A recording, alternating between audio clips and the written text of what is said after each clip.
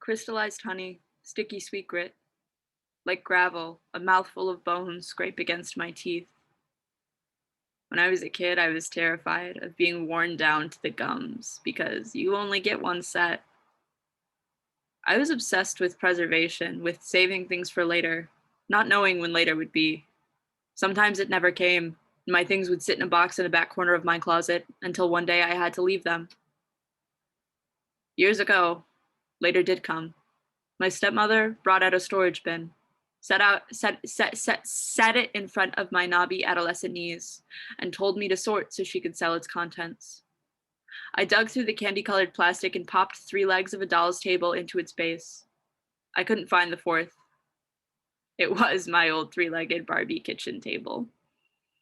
We lost the last leg somewhere in the old house, where I had left all of the things that now filled this dingy plastic bin. The table couldn't be sold in such a condition.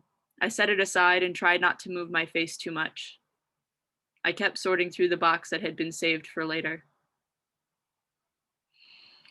That day, the sky was clear blue, and out on the backyard patio, the neighbor's adult son kept asking me if I was 18. I was 14, with the body of a 12-year-old boy. I laughed and said no. I kept laughing and saying no as he asked again and again. My stepmother, her mother, my father laughed too.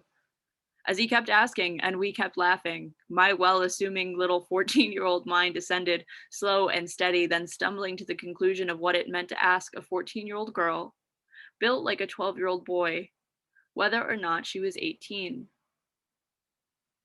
An unspeakable discomfort. It hung in the hot air that hovered over my exposed body. Shorts I was told were too short, and a tank top I was told was distasteful.